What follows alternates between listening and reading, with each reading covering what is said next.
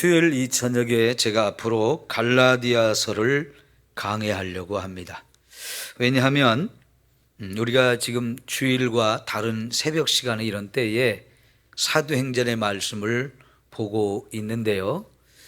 지금 13장을 보고 있죠. 이 13장에서부터 1차, 2차, 3차에 걸친 사도 바울의 선교 여행이 시작되고 있는데, 그 첫 번째 선교 여행지의 중심지가 바로 이 갈라디아 지방에서 선교를 펼쳤기 때문입니다. 그래서 그 시기에 맞추어서 갈라디아서를 공부하겠는데요. 우선 사도 바울의 1차 선교 여행지를 지도를 통해서 한번 여러분 확인해 보도록 하겠습니다. 지도를 띄워주세요.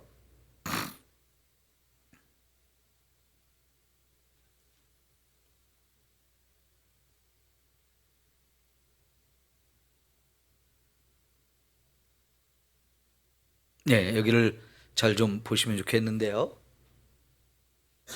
이게 좀 더 크게 나왔으면 좋겠는데 좀 작네요. 불을 좀 꺼봐 주세요. 여기를 보시면 안디옥이라고 하는 곳에서 출발을 해서 배를 타고 지중해 상에 있는 구브로 섬으로 처음 갔죠. 거기서 얼마 동안 했는지는 나오지는 않지만 거기 선교 사역을 마친 후에 이제 거기서 배를 타고 터키로 이렇게 올라갑니다. 그 첫 번째 갔던 지역이 아탈리아라고 하는 항구이고요. 거기에서 동쪽으로 한 20km 떨어져 있는 버가라고 하는 곳으로 갔습니다. 거기에서 함께 갔던 요한 마가가 여러 가지 이유가 있어서 예루살렘으로 돌아가고, 그러나 바울과 바나바는 거기서 멈추지 않고 계속해서 복음을 전하러 가는데, 거기서 이제 비시디아 안디옥이라는 곳으로 갔습니다. 여기는 자기들이 처음 출발했던 안디옥과 이름은 같은데 다른 비시디아 지역에 있는 안디옥이다. 그래서 여기를 비시디아 안디옥이라고 하고요. 거기서 떠나서 이제 이고니온으로 가고 루스드라로 가고 그 다음에 더베까지 갑니다. 그러니까 동쪽으로 쭉 올라갔다가 이제 북쪽으로 올라갔다가 동쪽으로 이렇게 방향을 잡고 복음을 전하러 가서 더베라고 하는 곳까지 갔다가 거기서 뒤돌아서 왔던 길을 그대로 뒤돌아서 이제 다시 안디옥까지 오는 여정이 1차 선교 여행입니다. 그러면 이어서 1, 2, 3차를 다 표시한 지도를 보여주세요.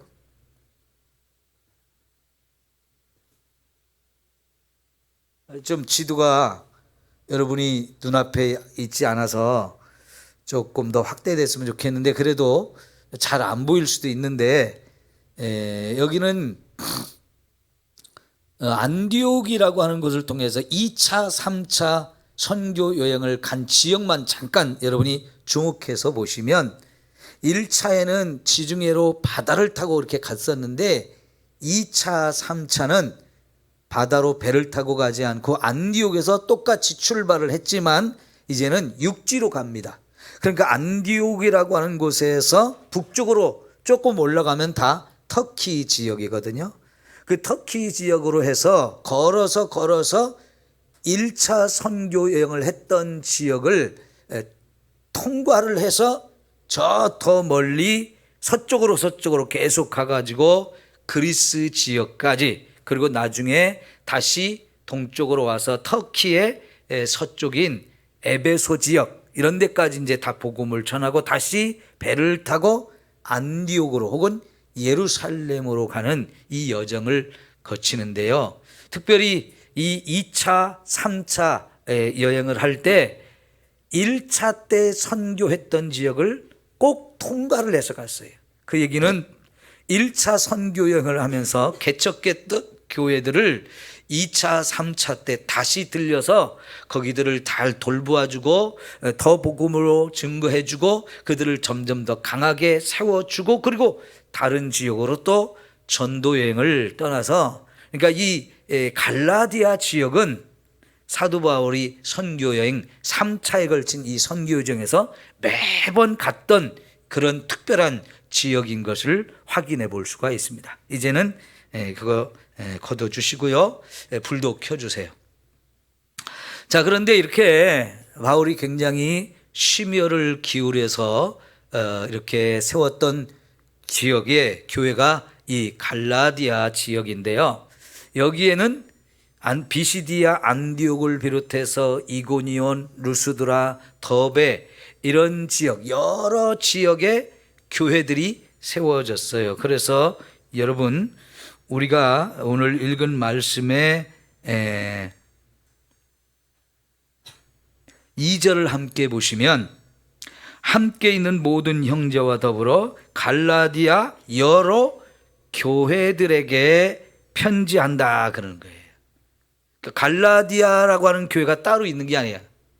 갈라디아 지역에 있는 여러 교회들에게 이 편지를 보내서 그 교회들이 이 교회에서 이 편지를 읽고 또 옆에 있는 교회 보내서 거기서도 읽고 또 옆에 있는 교회도 보내서 또 읽고 이렇게 해서 그 지역에 있는 모든 교회들이 이 편지 하나를 계속 전해주고 해서 다 읽고 그렇게 복음 위에 서라고 지도하기 위해서 쓰여진 편지가 이 갈라디아서라고 하는 편지입니다. 이 편지는 1차, 2차, 3차 그 지역에 이제 3차 선교 여행을 하면서 다 지나간 지역인데 3차 선교 여행을 하면서 그래서 이 지역을 지나가서 훨씬 더 서쪽으로 가서 선교를 하다가 갈라디아 교회 소식을 들었어요. 그랬는데 아주 좋지 않은 소식을 들은 거예요. 그 갈라디아 지역에 이단들이 들어온 거예요. 다른 복음을 전하는 사람들이 들어온 거예요. 그래서 그 다른 복음을 들었던 사람들이 거기에 너무 쉽게 미혹이 돼서 사도 바울이 그렇게 심혈을 기울여서 전한 복음을 버리고 다른 복음에 쉽게 미혹에 대해서 빠져버렸다는 거예요. 그 얘기를 들으니까 바울이 너무 안타깝고 또 화가 나기도 하고 속상하기도 하지만 이 교회를 바로 세워줘야 되겠다 해서 이제 편지를 쓴 겁니다. 그래서요, 여러분 오늘 1절과 5절까지 이 부분이 편지를 쓰는 서론인데 이 부분을 좀 더 집중적으로 제가 살펴보려고 합니다. 왜냐하면 이 부분이 이 서론이지만 다른 곳에서도 편지에 사도 바울이 서론을 쓸 때는 그 교회들을 칭찬하거나 또 그들을 축복하거나 안부를 묻거나 이런 것이 대부분인데 이 갈라디아서의 서론은 그런 게 없어요. 좀 다른 편지와는 다른 서론으로 시작을 하고 있는 거예요. 그래서 이 부분을 좀 우리가 주의 깊게 살펴볼 필요가 있는데요. 먼저 1절을 한번 봅시다. 사람들에게서 난 것도 아니고 사람으로 말미암은 것도 아니다. 오직 예수 그리스도와 그를 죽은 자 가운데서 살리신 하나님 아버지로 말미암아 사도된 바울은, 그러니까요 사도 바울 이거를 강조하고 있어요. 사도된 바울, 나는 사도인 바울이다, 나 바울은 사도다, 이런 얘기를 여기서 굉장히 강조하고 있는데 내가 사도가 된 것은 어떤 사람이 나를 사도로 세워졌기 때문에 사도가 된 게 아니라는 거예요. 내 스스로가 사도가 되고 싶어서 된 것도 아니라는 거예요. 이건 전적으로 예수 그리스도와 하나님 아버지가 나를 사도로 세워주었다라고 이걸 제일 먼저 강조하고 있어요. 왜냐하면 지금 갈라디아 지역에 있는 교회들에게 와서 다른 복음을 전한 사람들이 사도 바울이 먼저 복음을 전하고 가서 교회가 세워졌는데 거기에 다른 것을 가지고 온 사람들이 자기의 것을 여기다 심기 위해서 먼저 복음을 전했던 사도인 바울을 무시하기 위해서 그 사람 사도가 아니야 라고 바울의 사도권에 대해서 부정하거나 의심하는 이야기들을 먼저 했기 때문에 그래요. 여러분, 사도라는 말이 제일 먼저 쓰여진 것은 뭐냐면 예수님이 뽑은 12 제자에게 사용되던 말이에요. 예수님의 12명의 제자를 비롯해서 그 위에 예수님을 믿게 된 모든 사람들을 예수님의 제자라는 표현을 쓰기도 합니다. 그런데 그 제자들 가운데서 특별히 예수님이 골라 뽑아서 3년 동안 데리고 다니며 훈련했고, 그리고 나중에 이제 땅끝까지 가서 내 복음을 전해라 하고 이 보냈던, 복음의 증인으로 보냈던 그 12명의 제자들, 그들을 특별히 사도란 단어를 붙여주었어요. 그래서 처음에는 이 사도라는 말이 예수님의 12 제자에게만 붙여준 아주 특별한 직분이라고 볼 수 있거든요. 그런데 여러분, 시간이 지나면서 또 다른 사람들도 사도라는 단어를 붙였어요. 그 중에 대표적인 사람이 바울이고요. 그 다음에 또 한 사람이 바나바이고요. 혹은 또 디모데까지도 사도라는 단어를 사용하고 있습니다. 그러면 바나바나 바울이나 디모데 이런 사람들은 예수님의 12 제자가에 속한 사람은 아니잖아요. 그죠? 그런데 이들도 나중에는 사도들과 거의 비슷한 일을 하는 사람이라고 해주면서 많은 사람들이 여기저기서 바울, 바나바, 디모데 이런 사람도 다 사도라고 불러주기도 했어요. 자, 예를 들어서 우리가 사도행전 1장에 예수님이 하늘로 승천하고 그러면서 며칠이 있으면 너희가 성령을 받을 거다.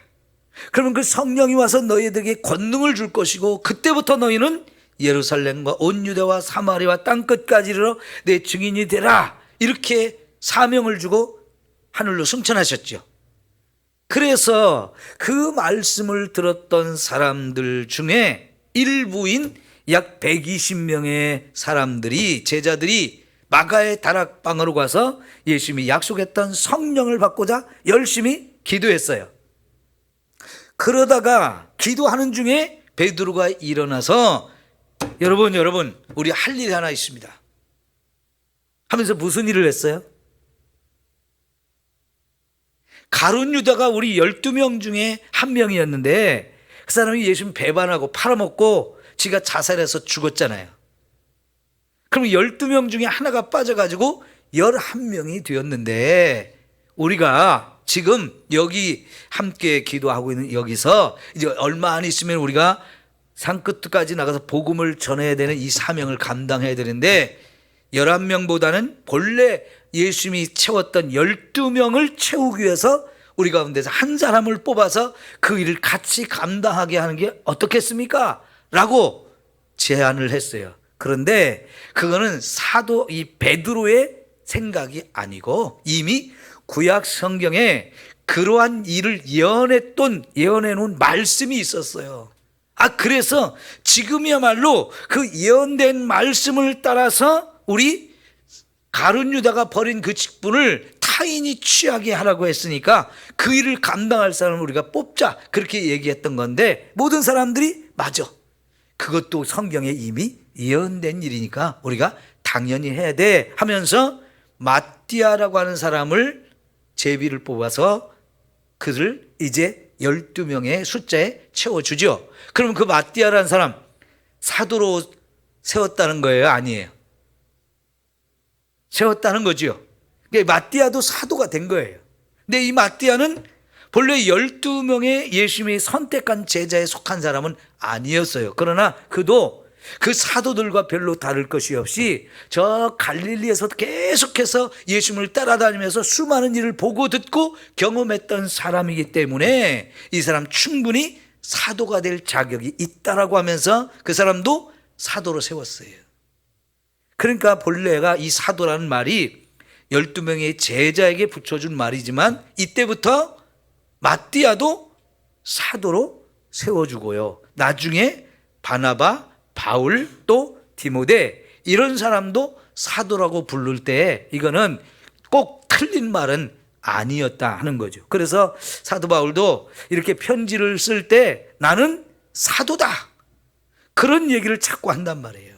왜냐하면 여기저기서 바울의 사도권을 부인하는 사람들이 종종 나와서 이게 참 사울을 힘들게 했었기 때문이에요. 예를 들면 이런 거예요. 제가 여기 와서 목회를 하잖아요.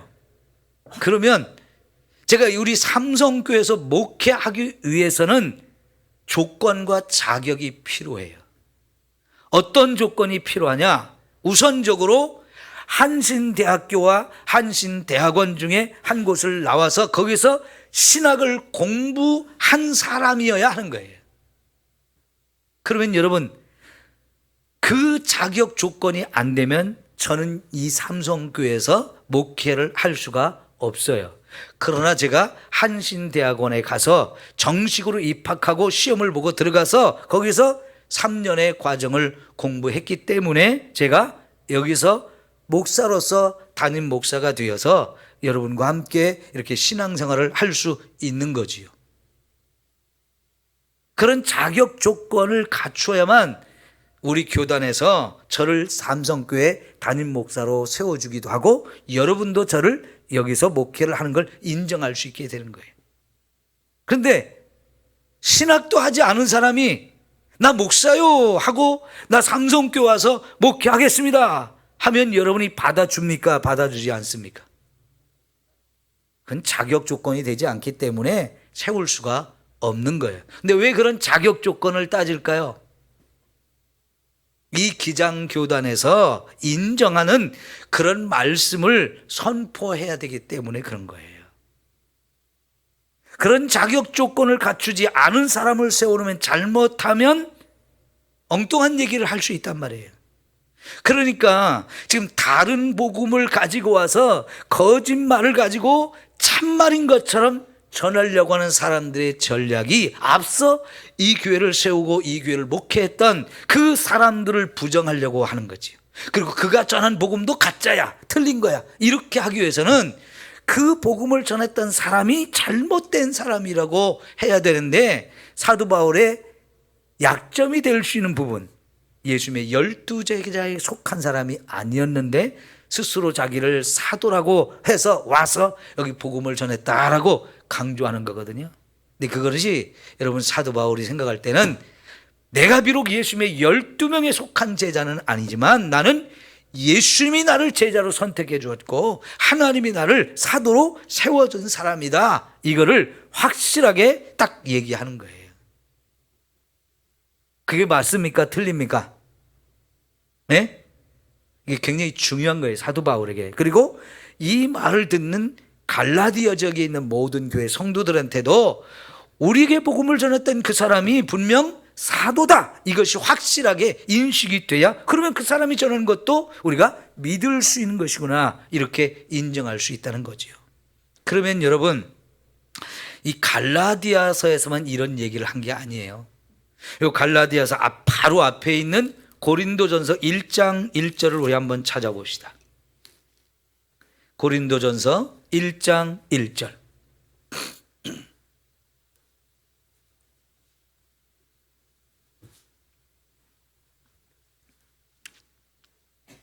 다 같이 시작. 하나님의 뜻을 따라 그리스도 예수의 사도로 부르심을 받은 바울과 형제 소스데네는.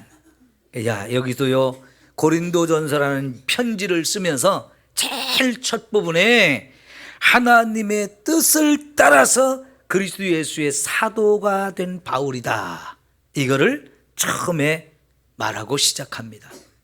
이게요, 사도 바울에게는 개인적으로도 너무 중요하고 자기가 전한 복음이 진짜 참된 복음이라는 것을 사람들이 믿어야 되기 때문에 이게 그만큼 중요한 얘기예요. 그런데요, 여기서만 하지 않았어요. 이제는 갈라디아서 바로 뒤에 있는 에베소서 1장 1절도 볼까요? 에베소서 1장 1절. 시작. 하나님의 뜻으로 말미암아 그리스도 예수의 사도된 바울은, 그러죠. 여기서도 똑같은 얘기를 하죠. 내가 사도된 것은 누구의 뜻으로 된 거다? 하나님의 뜻으로 된 거다. 그리고 그 사도라고 하는 것은 예수 그리스도의 사도다. 자, 그 다음에 또 그 다음 편지인 골로새서 1장도 볼까요? 빌립보서 다음에 바로 골로새서 나오죠. 에베소서, 빌립보서, 골로새서. 여러분, 이런 성경의 순서를 빨리 알아야 금방 찾아요. 교회 오래 다녔어도 이거 순서를 몰라가지고 어디에 있는지 막 헷갈려가지고 못 찾는 분들 많아요. 자, 시작. 하나님의 뜻으로 말미암아 그리스도 예수의 사도된 바울과 형제 디모데는, 똑같은 말을 계속 여기에도 저기에도 자꾸 사용해요.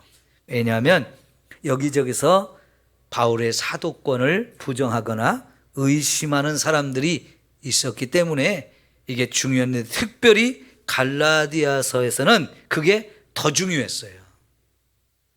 바울도 엉터리고 바울이 전한 복음도 가짜다 이러면서 진짜 가짜가 와가지고 자기가 진짜 행사를 했기 때문에 이 부분을 정확하게 해주는 게 너무 중요하잖아요. 그러니까 내가 사도가 된 거는 어떤 사람이 나를 사도로 세우거나 인정해서 된 게 아니다. 너희들이 나를 사도로 인정하든지 안 하든지 상관없이 나는 하나님이 나를 사도로 세워졌고 예수님이 사도로 세워졌다. 굉장히 확실하게 이거를 말하고 있는 거지요. 근데 여러분, 이런 생각이 사도 바울만 가지면 안 되는 거예요. 다른 사도들도 마찬가지로 이러한 정말 내가 하나님에 의해서 세워진 하나님의 일꾼이다, 이 생각을 가져야 제대로 사명을 감당할 수 있는 것 아니겠어요? 그러면 여러분, 지금 여기 있는 이 유병학이라고 하는 목사는 나는 하나님이 세워준 목사다, 이게 확실해야 제가 이거 사역을 제대로 감당할 수 있는 거잖아요. 예전에 저는요, 어느 교회에서 이제 교육전도사로 들어가서 한 1년 동안 섬겼던 적이 있는데, 군포에 있는 교회였어요.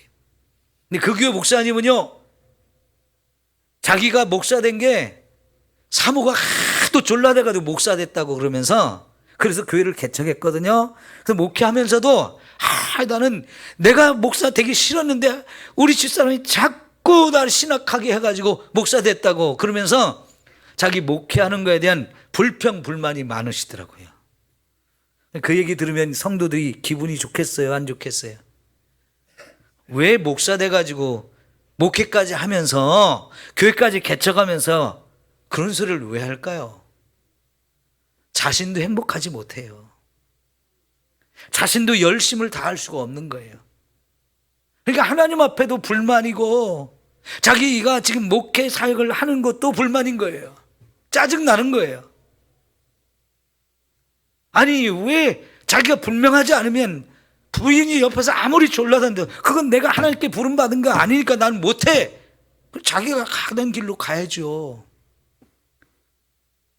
그 어쨌든 부인이 졸라대서 했든 뭐라고 어때서 했든 간에 어쨌든 자기가 신학도 하고 목사 안수까지 받아가지고 교회 개척해서 지금 목회하고 있는데 그런 소리 하는 건 참 합당하지 않잖아요. 여러분, 나는 하나님이 세워준 일꾼이다, 이게 분명해야 그 일에 온전히 목숨까지 걸고 사명을 감당할 수 있는 겁니다. 목사만 그럴까요? 여러분, 다 마찬가지예요.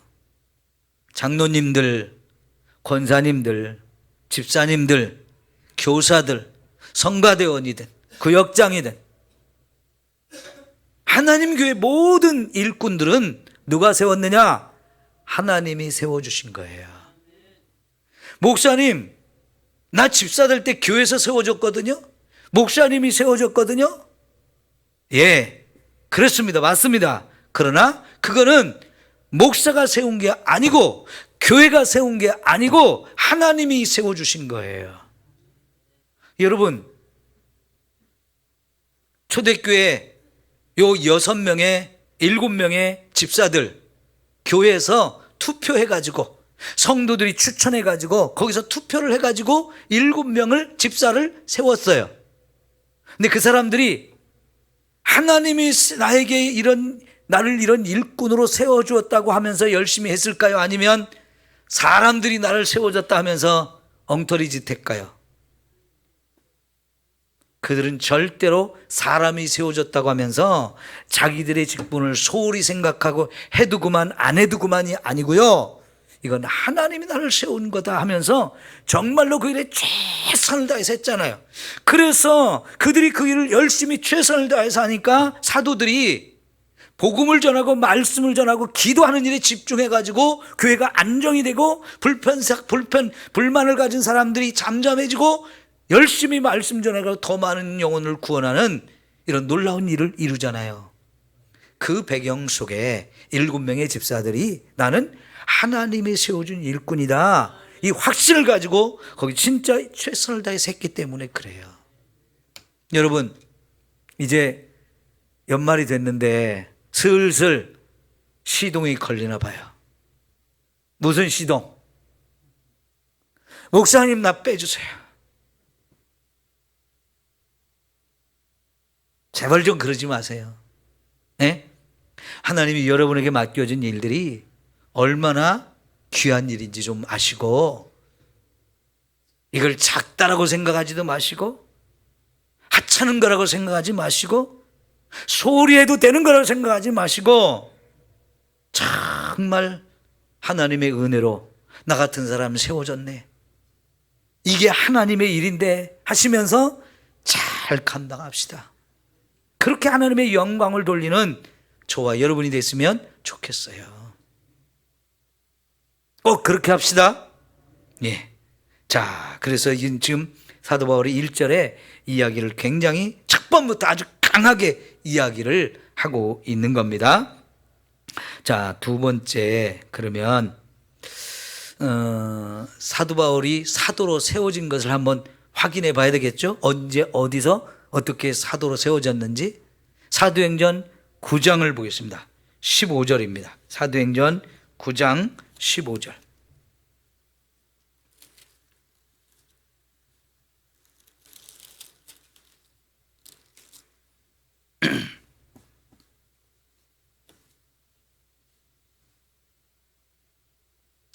자, 시작. 주께서 이르시되 가라, 이 사람은 내 이름을 이방인과 임금들과 이스라엘 자손들에게 전하기 위하여 택한 나의 그릇이라. 그가 내 이름을 위하여 얼마나 고난을 받아야 할 것을 내가 그에게 보이리라 하시면서, 바울이 다메섹으로 가다가 거기서 찾아온 예수님 만나고 고꾸라져서 눈이 멀었죠.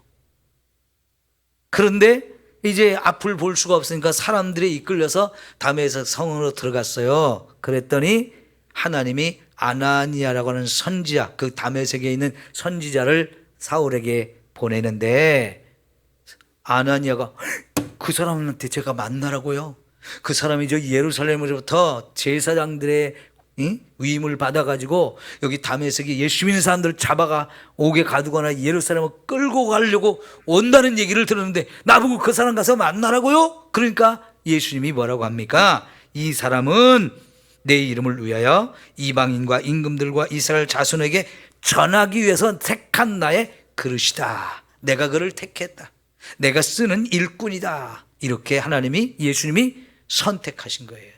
이게 바로 사울을 예수님의 사도로 세우고 임명하는 그런 말씀인 것을 우리가 확인해 볼 수 있는 건데요.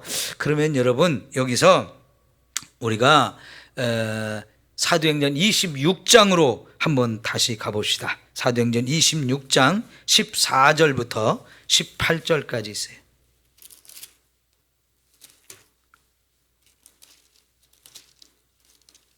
26장 14절부터 제가 우리가 좀 빨리 한 절씩 교도 갑시다. 우리가 다 땅에 엎드러짐에 내가 소리를 들으니 히브리 말로 이르되 사울아 사울아 내가 어찌하여 나를 박해하느냐 가시째를 뒷발질하기가 내게 고생이니라.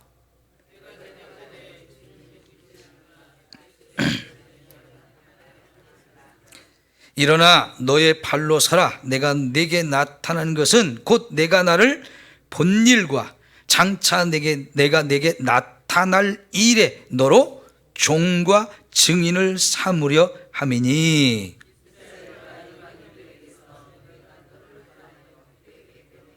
그들에게 보내어라고 그랬죠. 그죠? 그 눈을 뜨게 하여 어둠에서 빛으로 사탄의 권세에서 하나님께 돌아오게 하고 죄사함과 나를 믿어 거룩하게 된 무리 가운데서 기업을 얻게 하리라 하더이다. 이게 나중에 자기가 예수님께 부름받는, 예수님을 만나고 부름받고 그리고 사명을 주신 것을 다시 한번 설명하는 내용이거든요. 여기서도 분명히 예수님께서 자기를 이렇게 불러주시고 사명을 주시고 보냈다라고 말하는데, 이 보냈다는 말이 바로 사도라는 뜻이에요. 사도, 보냄받은 자. 그래서 이제 이런 두 개의 말씀에서 하나님에 의해서, 예수님에 의해서 사도로 세워졌다는 것을 우리가 확인해 볼 수 있는 말씀이고요. 자, 그 다음에 이제 우리 갈라디아서 1장으로 다시 돌아와 보세요. 여러분 3절 봅시다. 우리 하나님 아버지와 주 예수 그리스도로부터 은혜와 평강이 있기를 원하노라 그랬어요. 이게 평범한 인사말이지만 이 은혜와 평강, 이 두 단어는 사도 바울이 갈라디아서에서 설명하고자 하는 내용하고 아주 밀접한 관련이 있는 내용이고, 복음의 핵심을 딱 요약해서 담고 있는 그런 단어라고 볼 수 있어요. 우리 한번 따라할까요? 은혜와 평강. 은혜와 평강. 자, 은혜라는 말은 하나님이 저와 여러분에게 값없이 주신 선물이라는 뜻이에요.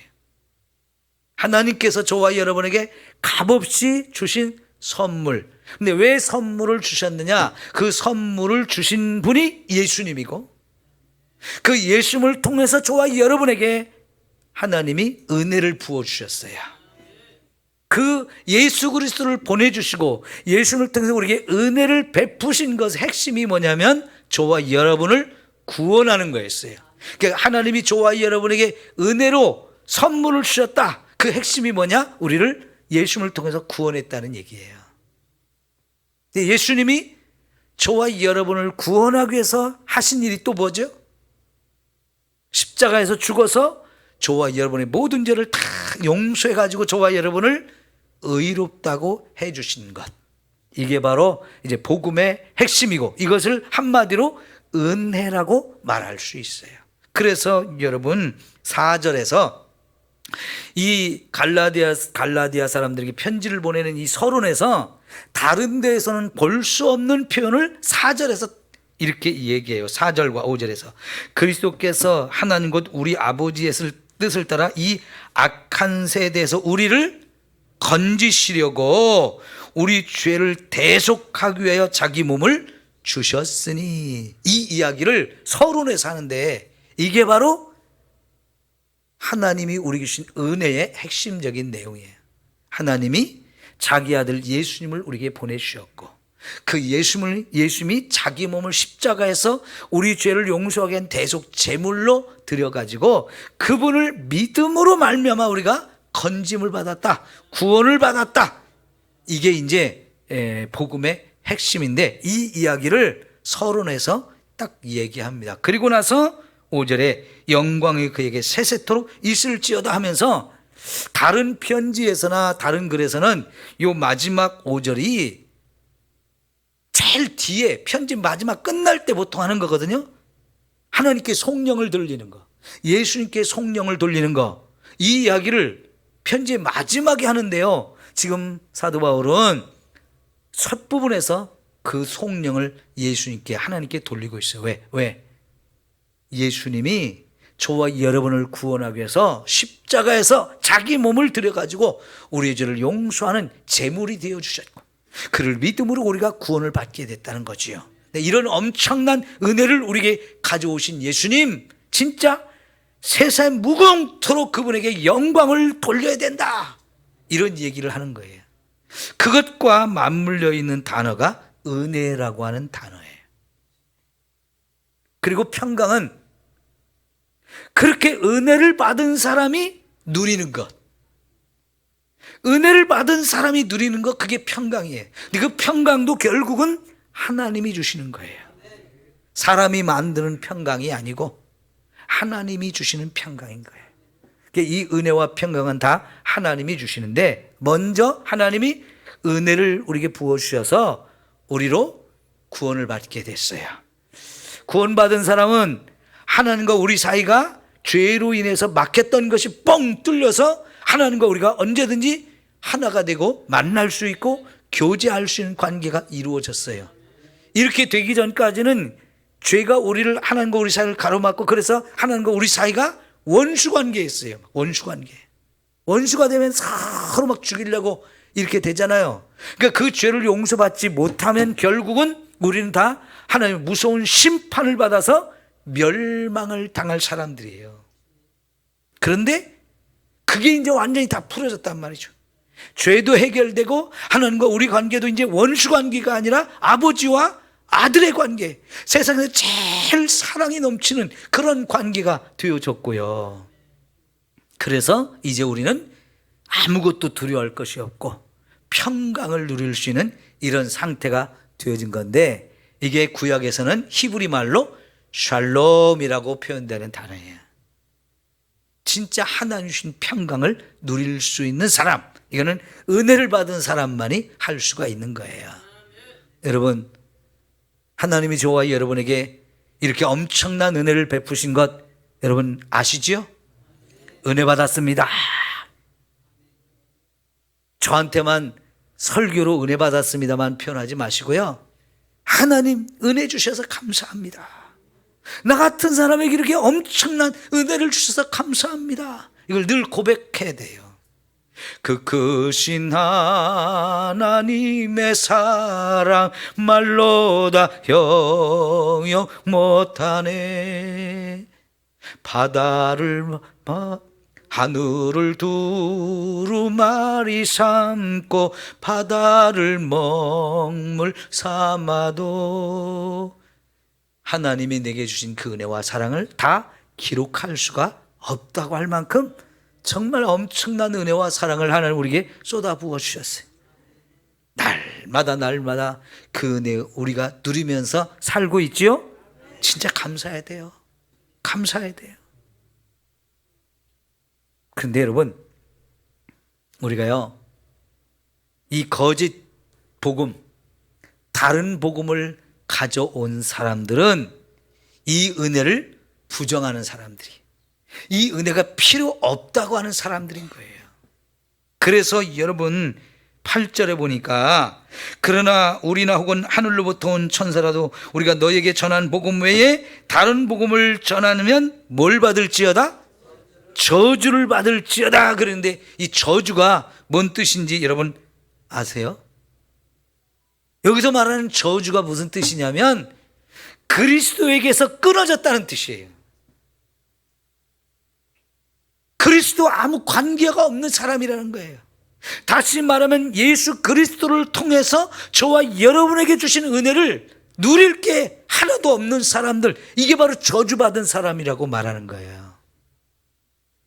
자, 요거를 이제 우리가 갈라디아서에서 표현한 구절이 두 구절이 있거든요. 우리 한번 찾아봅시다. 2장 21절. 갈라디아서 2장 21절이에요.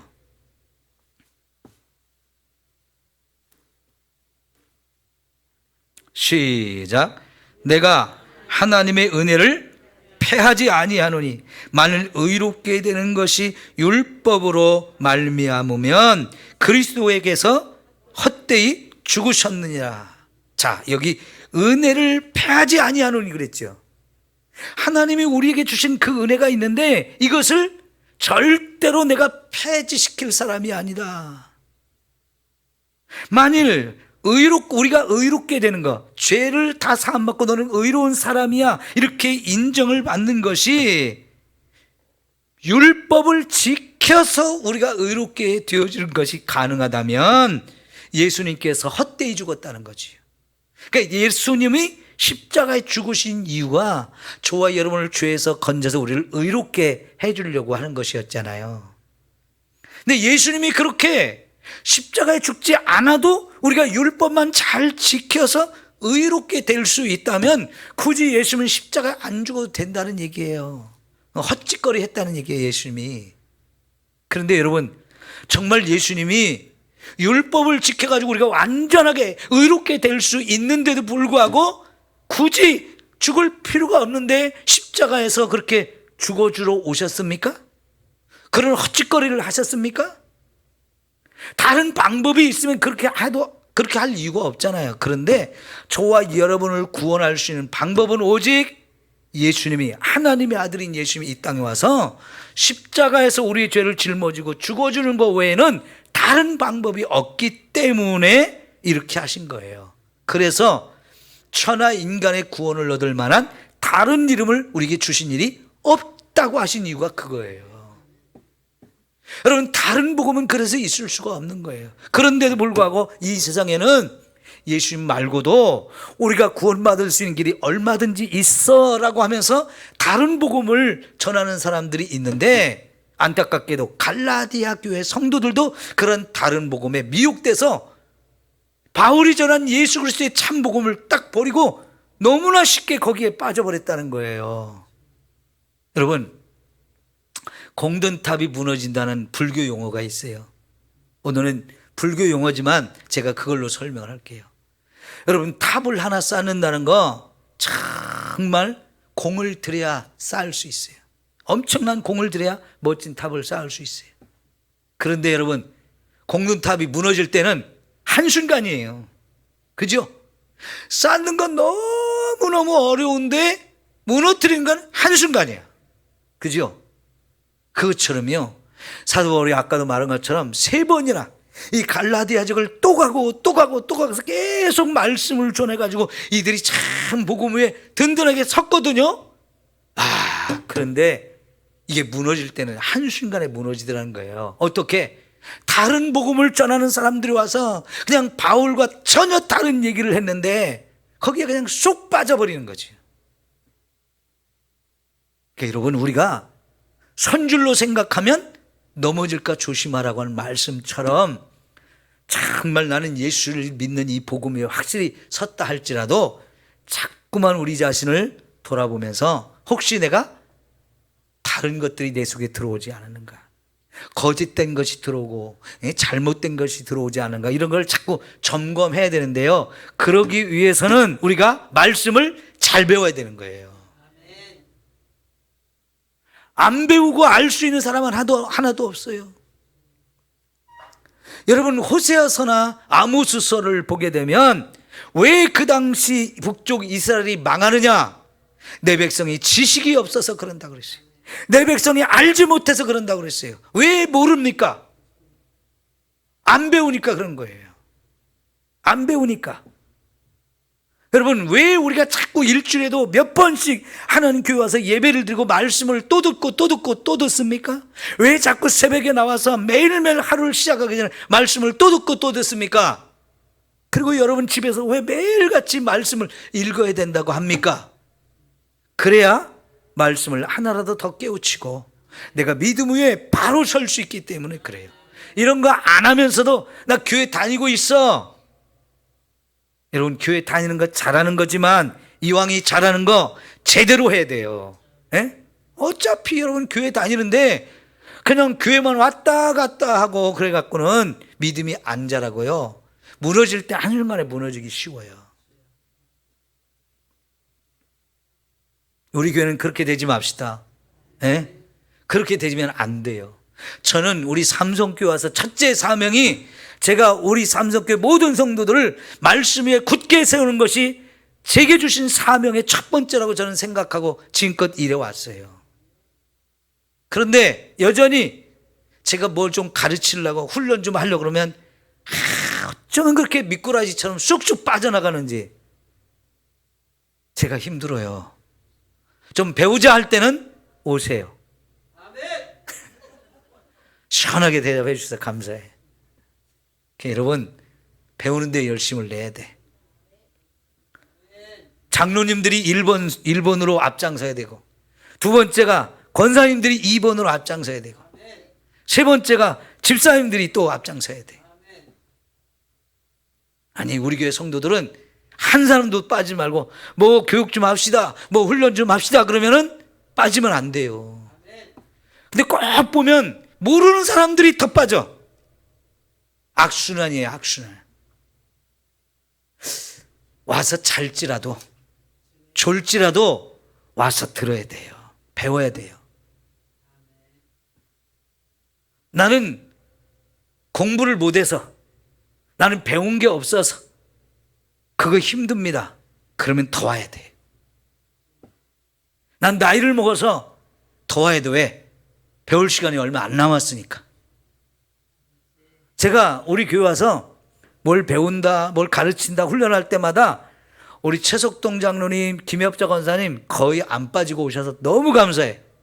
김엽자 권사님, 최석동 장로님보다 더 연세되신 분 손 들어봐요. 안 그러면 다 와야 되는 거예요. 뺀질거리지 말고 열심히 참여하세요. 네? 제가 모가지를 끌고 와서 앉힐 수는 없잖아요. 여러분이 해야 되는 거잖아요. 자, 한 구절 더 보겠습니다. 5장 14절, 5장 4절. 5장 4절 말씀. 시작. 율법 안에서 의롭다함을 얻으려 하는 너희는 그리스도에게서 끊어지고 은혜에서 떨어진 자로다. 이게 굉장히 중요한 얘기. 우리가 의롭게 하려고, 의롭게 되기를 원하는데 어떻게 의롭게 되느냐? 율법을 지켜서 의롭게 되느냐? 아니면 하나님이 예수님이 통해서 주신 은혜로 의롭게 되느냐? 어느 쪽이에요? 어떻게 의롭게 되는 거예요? 율법을 지켜가지고 내가 의롭게 되려고 하는 것은 자기 힘으로, 자기의 노력으로, 자기의 의지와 자기의 힘으로 의롭게 되려고 하는 거예요. 그렇다면 예수님이 나를 위해서 안 죽어도 되는 거예요. 근데 우리는 절대로 내 힘으로, 내 능력으로, 내 노력으로 우리가 의롭게 될 수 없기 때문에 전적으로 하나님의 은혜가 필요한 거예요. 그 하나님의 은혜의 핵심은 예수님이 이 땅에 오셔서 우리의 죄를 다 짊어지고 십자가에서 죽어진 거거든요. 그걸 믿음으로 우리가 의롭게 되는 거예요. 그러면 우리가 율법으로 내가 지켜가지고 의롭게 될 수 있다고 하면 예수님 필요 없고 안 오셔도 되고 십자가에 안 죽어도 되는 거기 때문에 예수님을 무시하는 거, 그렇게 되는 거예요. 그 은혜를 끊어버리는. 그래서 그런 사람은 은혜에서 떨어질지어다 그랬어요. 예수 그리스도의 은혜가 필요 없는 사람, 그걸 무시하는 사람, 하나님의 은혜에서 떨어진다. 그 아까 저주를 받을지어다 똑같은 얘기예요. 그러니까 여러분, 복음은 오직 예수님, 오직 십자가, 이거밖에 없어요. 이거 말고 다른 걸 가서 전하면 그거는 완전히 저주받은 자가 되는 거예요. 그러니까 여러분, 우리가 예수님의 이 복음 외에 다른 걸 가르치는 자가 있다, 그러면 여러분 다 그걸 뿌리쳐야 돼요. 어디서 엉터리를 가지고 나를 유혹하냐고, 여러분 확 그걸 끊어버려야 돼요. 하도 우리가 얼마나 대단하게 단호하게 이걸 확실하게 확고하게 딱 끊어버리는지요. 이런 과감함과 이런 결단성이 저와 여러분에게 필요한 거예요. 왜요? 이거는 우리가 생명을 얻느냐 뺏기느냐 이런 거기 때문에, 천국에 가느냐 못 가느냐 이런 문제이기 때문에 이거는 그 어떤 거하고도 타협할 수가 없는 거예요. 그 어떤 것도 인정해 줄 수가 없는 거예요. 예수 그리스도 외에는 안 되는 거예요. 세상이 아이고 저것들 고집쟁이고 배타적이고 독선적이다 이런 손가락질을 해도 그건 복음이 이것밖에 없으니까 할 수가 없는 거예요. 그럼 산꼭대기 올라가는 길이 이 길도 있고 저 길도 있고 저쪽에서도 있고 막 또 다른 방법이 있다고 하면서 요즘에 다 자원주의라는 게 얼마나 판치는지 몰라요. 다른 종교에도 구원이 있을 수 있다고 이렇게 말하는 사람들이 얼마나 많은지 몰라요. 그런 사람들은 이 말씀을 정면으로 부정하는 것이 되어져요. 사도 바울이 그런 사람들에게 다른 복음은 없다, 다른 복음을 전하는 자 저주를 받을지어다, 하나님의 은혜에서 끊어질지어다, 이런 얘기를 하는 거예요. 여러분, 이런 거 우리가 허락하면 되겠어요? 안 되겠어요? 절대로 용납할 수 없는데요. 지금 우리나라 신학교 중에, 교수들 중에 다른 복음을 인정해야 된다고, 다른 종교도 인정해야 된다고, 다른 구원의 방법도 있다고 가르치는 이런 엉터리 교수들이 몇몇 신학교에 있어요. 그래서 지금 참 문제예요.